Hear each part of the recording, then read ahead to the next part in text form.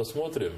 Мы просто должны пока исходить из тех реалий, которые есть. Пока мир не готов поставить очень кардинальными действиями Путина просто перед выбором. А что вы называете готовностью к кардинальным действиям?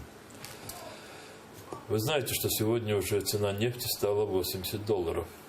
Путин, с одной стороны, как бы приобретая массу проблем экономического характера, социальных проблем, с другой стороны, у него этот насос качает новые деньги, и у него как бы появляется новая жизнь, если исходить из какой-то вот этой детской виртуальной игры.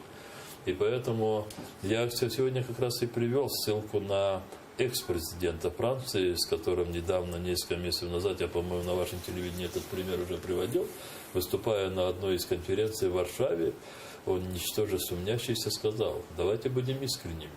Если мы хотим остановить российскую агрессию как таковую, нам надо просто отказаться от российских энергоносителей. Это сказал Олланд. Но это он сказал тогда, когда перестал быть президентом Франции. То есть я сказал в сегодняшних наших некоторых беседах, и не только с госпожой послом, у меня были другие беседы, о которых, может быть, в следующий раз я расскажу. Я сказал о том, что нам надо сделать не просто звучной, а возможной к реализации лозунг о том, что России надо объявить эмбарго. Иначе Россия развяжет не новую войну, Россия просто развяжет войну. И все то, что до сих пор происходило последние 4 года, это покажется просто детскими играми. Что ответила